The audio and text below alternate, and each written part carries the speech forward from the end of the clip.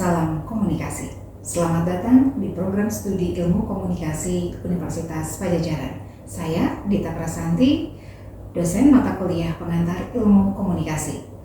Pada video kali ini, saya akan memaparkan salah satu topik yang menarik dalam mata kuliah pengantar ilmu komunikasi, yaitu tentang prinsip-prinsip komunikasi.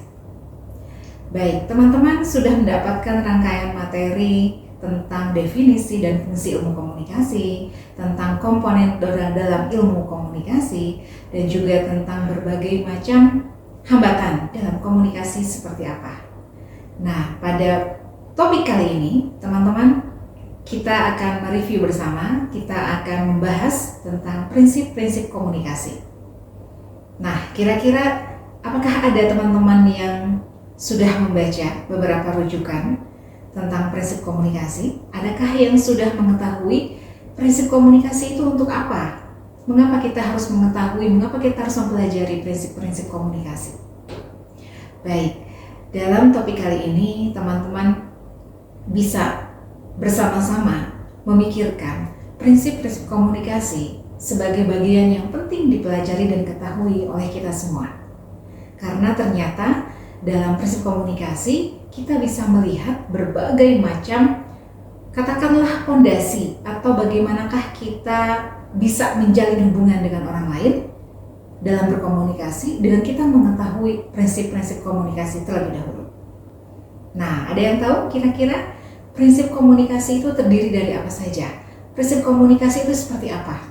Jika teman-teman ada yang sudah membaca salah satu rujukan yang berjudul Pengantar Ilmu Komunikasi dari Prof. Deddy Mulyana, di sana tertulis lengkap, di sana terdapat banyak contoh juga tentang prinsip-prinsip komunikasi itu ada apa saja.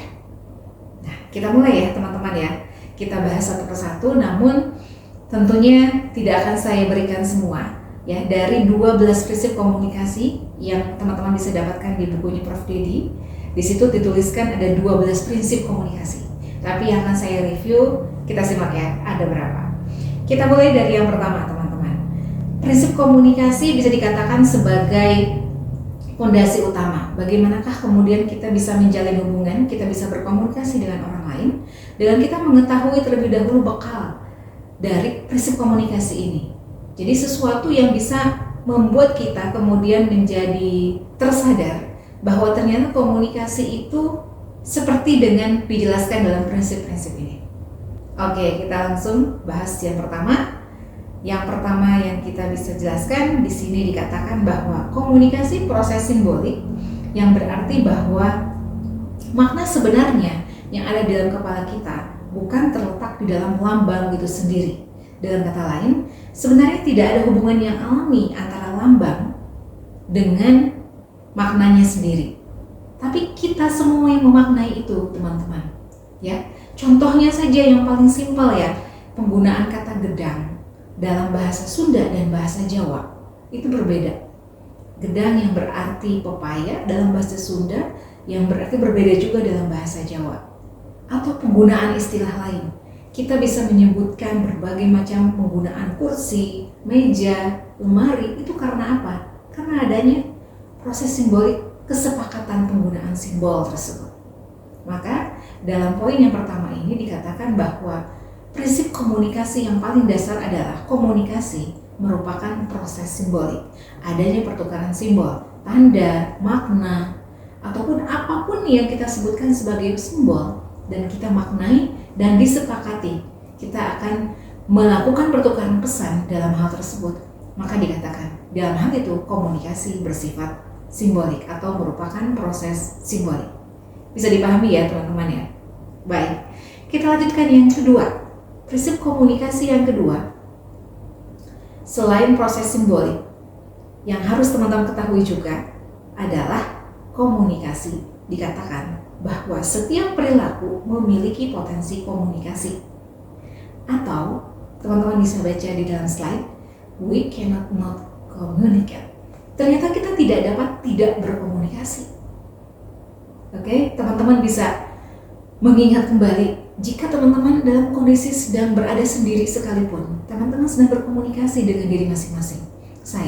Jika saya sedang berada sendiri saat ini, Saya berkomunikasi, namun dalam hal ini saya menyampaikan pesan kepada teman-teman. Atau diamnya ibu, diamnya adik, kakak, teman, bahkan sahabat, jika teman-teman tahu, kok dia berbeda ya, kok dia nggak seperti biasanya ya, kenapa ya dia murung, dia diam, dia tidak ngomong sepatah kata pun, tapi teman-teman sudah punya di situ menangkap pesan, ada sesuatu di sana, ada yang terjadi yang harus saya ketahui, atau sesuatu yang menyebabkan teman-teman bertanya-tanya. Bahkan ketika komunikator tidak berbicara pun, kita sudah mulai memberikan makna dari pesan tersebut. Itu yang dikatakan setiap perilaku mempunyai potensi komunikasi. Bahkan diamnya sekalipun kita melakukan proses komunikasi. Oke? Baik, itu untuk prinsip yang kedua, teman-teman.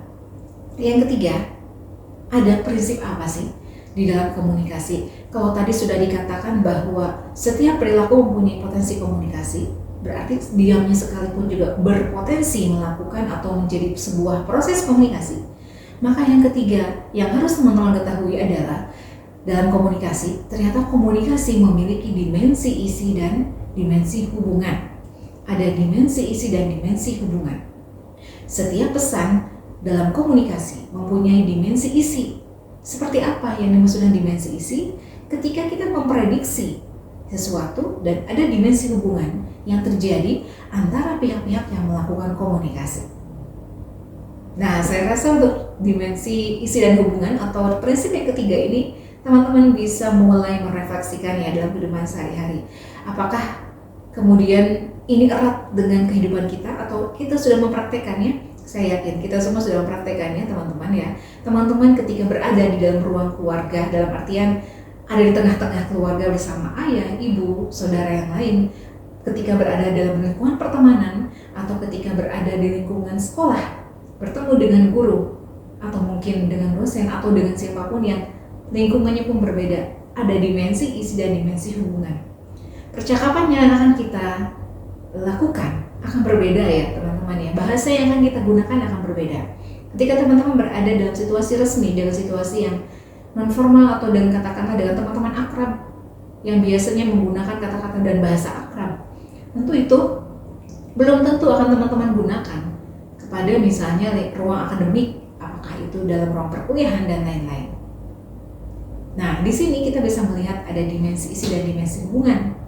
Apa itu saja contohnya? Oh, tidak, masih banyak contoh yang lain, teman-teman. Misalnya, ketika kita menggunakan media sosial, apakah ketika kita menghubungi tadi, kita mau menghubungi siapa nih? Kita mau, katakanlah konteks menelpon, kita mau menelpon siapa? Siapa yang kita telepon? Orang asing? Atau yang kita telepon adalah dosen? Yang kita telepon adalah guru? Yang kita telepon adalah pemilik perusahaan? Tentu berbeda dengan kita menelpon teman sendiri. Kita menelpon misalnya adik kita, kakak kita.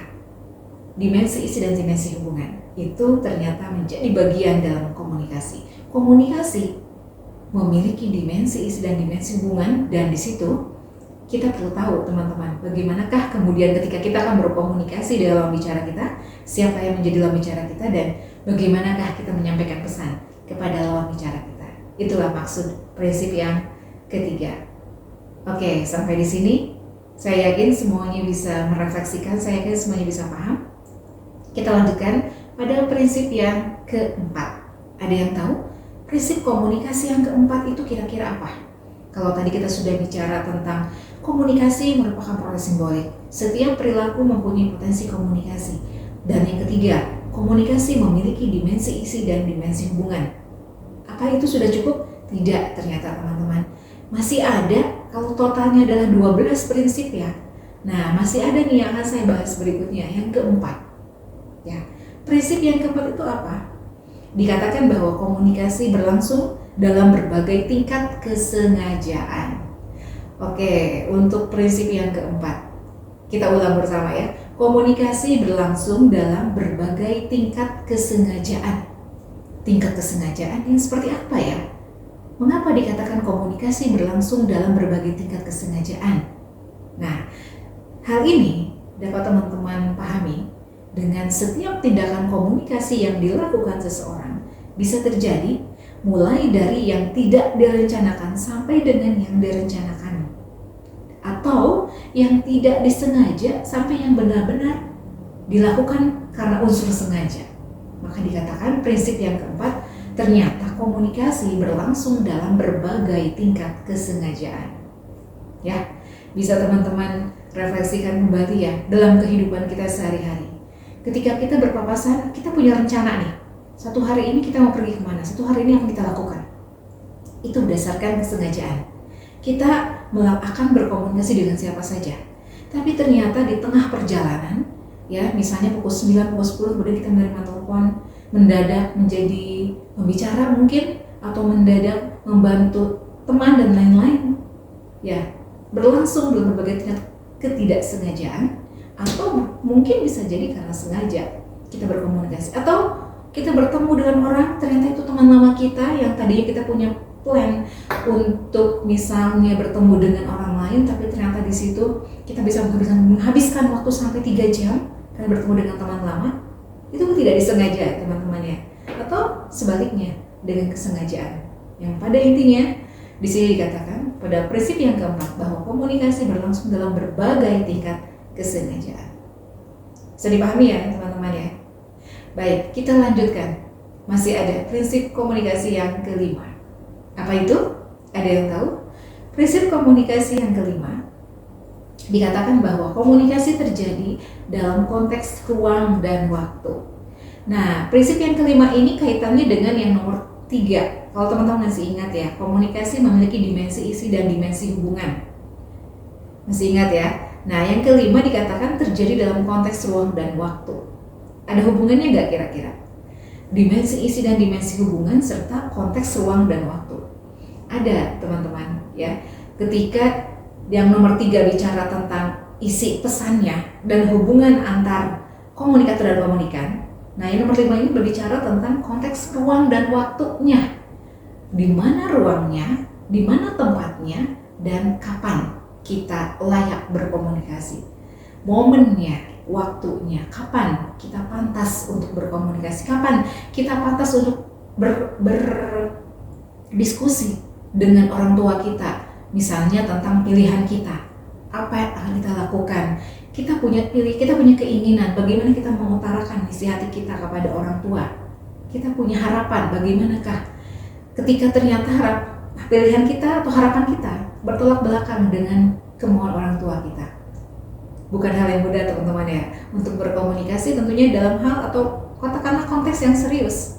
Nah, tapi disinilah dibahas dalam prinsip komunikasi bahwa ternyata dalam prinsip yang kelima dikatakan komunikasi terjadi dalam konteks ruang dan waktu. Jadi sebaiknya kita pertimbangkan ruangnya, waktunya, kapan waktu yang tepat. Begitupun halnya teman-teman ketika kita akan berbicara atau kita ingin menyampaikan kabar gembira pada teman kita, padahal saat itu teman kita misalnya sedang menerima musibah, sedang menghadapi ujian, sedang berduka cita. Pantaskah kita menyampaikan kabar bahagia yang kita tertawa sementara dia sedang bersedih? Konteks ruang dan waktu. Begitu ya teman-teman. Saya yakin semuanya sudah paham.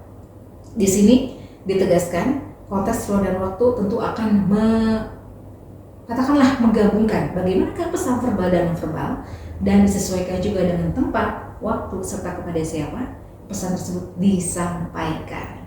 Oke? Baik ya, kalau sudah jelas kita lanjutkan yang keenam. Ada prinsip komunikasi apa? Nah, yang keenam ini menarik teman-teman. Semuanya menarik ya, tapi setiap prinsip ini memiliki tentunya contoh tersendiri yang berbeda-beda dan itu erat dalam kehidupan kita. Yang keenam dikatakan bahwa komunikasi melibatkan prediksi peserta komunikasi. Prediksi peserta komunikasi. Seperti yang tadi saya sampaikan, ketika yang nomor 2 dikatakan kita diam sekalipun atau kita melihat orang lain diam, kita punya prediksi. Komunikasi melibatkan prediksi peserta komunikasi. Betul kan? Terbukti ya. Ketika kita melihat, kenapa ya Mama kok nggak biasanya? Biasanya Mama pagi-pagi gini sudah nyiapin sarapan, tapi kali ini Mama cemberut, Mama murung. Apa yang terjadi? Padahal belum ngomong apa-apa. Padahal ibu kita belum menyampaikan apapun. ya, belum mengutarakan isi hatinya, tapi kita di situ sudah mulai melakukan yang nomor 6 ini. Komunikasi melibatkan prediksi peserta komunikasi. Karena dalam hal ini dikatakan setiap orang berkomunikasi menggunakan cara yang tertentu, strategi tertentu, berdasarkan bagaimana orang yang menerima pesan akan meresponnya. Jelas ya teman-teman?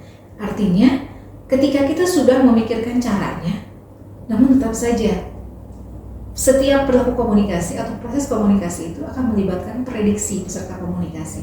Kita akan memprediksi apa yang terjadi dengan situasi komunikasi seperti ini. Atau begitupun hanya lawan bicara kita. Ada prediksi peserta komunikasi. Ini kira-kira selesai jam berapa ya? Kita bertanya dalam diri kita. Kita melakukan prediksi untuk peserta komunikasi. Ya, begitupun lawan bicara kita. Oke? Dan tentunya masih banyak lagi contoh-contoh yang lain yang teman-teman bisa renungkan, bisa teman-teman cari, bisa dieksplor lebih dalam lagi. Artinya ini baru 6 prinsip yang saya bahas, teman-teman. Ini menunjukkan begitu urgennya kita mengetahui prinsip-prinsip komunikasi. Setelah teman-teman mengetahui ke-6 prinsip ini, apa yang teman-teman rasakan? Apa yang teman-teman bayangkan? Bahwa ternyata ilmu komunikasi itu teman-teman ya, tidak semudah kita berkomunikasi seperti biasanya. Tapi jika kita sudah tahu ilmunya, jika teman-teman sudah tahu ilmunya, teman-teman sudah paham minimal dari 6 prinsip komunikasi ini, kita menjadi mungkin akan berpikir, oh ternyata selama ini ada yang salah dalam proses komunikasi yang saya lakukan. Oh ternyata selama ini ada yang harus dikoreksi. Oh begitulah mengapa kemudian apa yang saya sampaikan nggak bisa diterima. Karena dari ke-6 ini ada yang tidak saya pahami, ada yang tidak saya lakukan, ada yang tidak saya mengerti. Begitu teman-teman.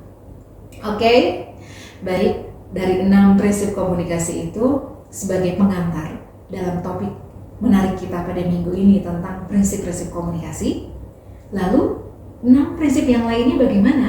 Nah, itu giliran teman-teman ya. 6 prinsip komunikasi yang lainnya saya minta teman-teman untuk membaca terlebih dahulu, memahami terlebih dahulu. Setelah itu kita akan masuk pada sesi diskusi. Teman-teman bisa cek di Live Unpad. Oke, baik, terima kasih teman-teman. Demikian paparan materi pada topik tentang prinsip-prinsip komunikasi. Jangan lupa teman-teman banyak membaca kembali, mencari berbagai macam referensi kembali, terutama 6 prinsip yang lainnya ada apa saja. Kita akan lanjutkan pada pertemuan berikutnya dengan topik yang tidak kalah menariknya. Terima kasih. Assalamualaikum warahmatullahi wabarakatuh.